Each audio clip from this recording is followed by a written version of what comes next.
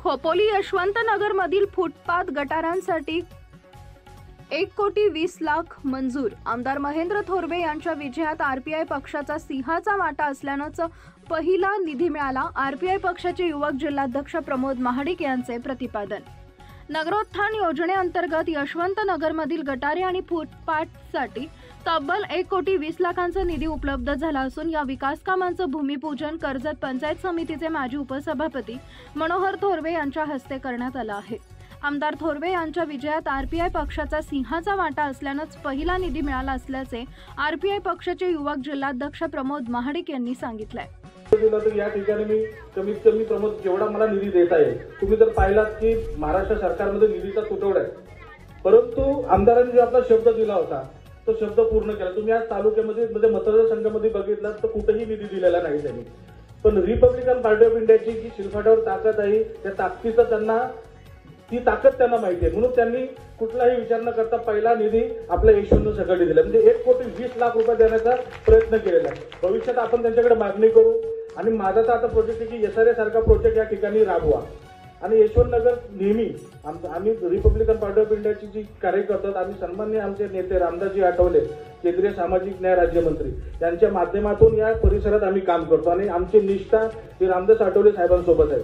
आमचं साहेब ज्या ठिकाणी जाईल त्या ठिकाणी आम्ही पूर्ण निष्ठेने काम करतो। आम्हाला वरून आदेश होते किंवा सन्माननीय रामदासजी आठवले साहेब या मतदारसंघात आमदार साहेबांच्या प्रचारासाठी आले होते आणि आम्हाला सर्व कार्यकर्त्यांनी त्यांनी ताकीद दिली होती, आपल्याला काही मिळेल नाही मिळेल पण आपण या मतदारसंघात शिवसेनेसोबत प्रामाणिक पद्धतीने काम करायचं आणि आमच्या सर्व कार्यकर्त्यांनी त्यासोबत निष्ठेने काम केलं आणि तो रिझल्ट जो काय होता ते त्याच्यामध्ये रिपब्लिकन पार्टी ऑफ इंडियाचा देखील एक सिंहाचा वाटा आहे आमदार साहेबांना विजय करण्यासाठी आणि त्याचाच म्हणून आपल्याला त्यांनी वेगवेगळ्या पद्धतीचा निधी या ठिकाणी उपलब्ध करून दिला आहे। भविष्यात देखील आपण आमदार साहेबांसोबत असू। खोपोली नगरपालिकेच्या हद्दीतील शिळफाटा इथं 40 वर्षापूर्वी वसलेल्या यशवंतनगरामध्ये अजून मूलभूत सुविधाही पोहोचल्या नाहीत। गटारांची व्यवस्था नसल्यानं सांडपाणी रस्त्यावरून वाहत असल्याचं चित्र आजही पाहायला मिळते। रस्ते, वीज अशा अनेक मूलभूत सुविधांपासून यशवंतनगर आजही वंचित आहे।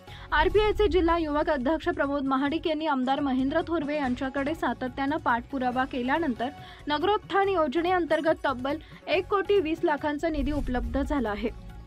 विकास कामांचं भूमिपूजन कर्जत पंचायत समितीचे माजी उपसभापती मनोहर थोरवे यांच्या हस्ते करण्यात आले। याप्रसंगी माजी नगराध्यक्ष डॉक्टर सुनील पाटील, माजी उपनगराध्यक्ष कुलदीप शेंडे, माजी नगरसेवक संजय पाटील, राजेंद्र फक्के, शिवसेना उपशहरप्रमुख दिनेश थोरवे, आरपीआय शहराध्यक्ष नितीन वाघमारे, युवक अध्यक्ष रुपेश रुपवते, विशाल गायकवाड, जितेंद्र रावळ, आरपीआय पक्षाचे ज्येष्ठ नेते अरुण सदापुले, सिद्धार्थ गायकवाड, गजानन महाडिक, प्रवीण महाडिक उपस्थित होते। यशवंतनगरमधील लोकांच्या मतांवरच आम्ही नगरसेवक झालो आहोत। आज प्रमोद महाडिक यशवंतनगरचा विकास करण्यासाठी काम करत आहेत, त्यामुळे यशवंतनगरमधील लोक त्यांना नगरसेवक बनवतीलच असा विश्वास त्यांनी व्यक्त केला। यामुळे या भागाचं नेतृत्व करण्याची प्रमोद महाडिक यांना संधी मिळणार असल्याची चर्चा खोपोलीसह कालापुरात सुरू झाली आहे। कारण की प्रमोदजींची मी धडपड गेले 3-4 वर्षापासून बघतोय की कधी भेटलं तरी नगरपालिका सीओकडे बसलेले आहेत, कधी अलिबागला गेलो तर त्या डीपीटीसीच्या ऑफिसच्या तिथं बसलेले असतात।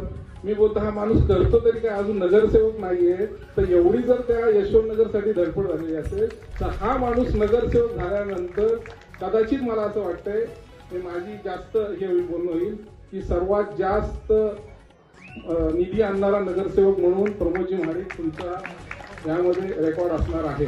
कारण की मी आता ही जी लिस्ट बघितली फक्त की ह्यात एवढी खोपोली फक्त एका लिस्ट मध्ये मला वाटतं 70% खोपोलीचीच कामं आहेत कलेक्टरांच्या ह्याच्यामध्ये। त्यात 1,20,00,000 कामं, त्यात परत आमदार साहेबांनी तुम्हाला काहीतरी परत 2 कोटीचं कबूल केलेले आहेत देण्याचं आणि मला वाटते माझे एक मित्र होते त्यांनी सुद्धा एक हायमासाठी 50 लाखाचं तुमचं बोलणं झालं होतं यशवंतनगरसाठी। तर प्रमोदजी मला ना खरंच आश्चर्य वाटतं की कदाचित तुमच्या आम्हाला क्लास लावायला लागतील। आम्ही 15 वर्ष इथं नगरसेवक आहोत, आम्हाला कधी निधी कसे आणायचे तेवढे माहिती नव्हते। मी आता ते वाचत होतो की प्रत्येक हे म्हणजे नगर वैशिष्ट्य आणि हे ते म्हणजे नगरसेवक झाल्यानंतर 2-3 वर्षानंतर हे सब्जेक्ट माहिती होतात की बाबा ह्यातून फंड मिळतो, तर तुम्ही नगरसेवक नसताना सुद्धा हे आता आणलेले आहेत। तर मला कदाचित आम्हाला सर्वांना क्लास लावायला लागतील असं दिसतं यामध्ये आणि मला असं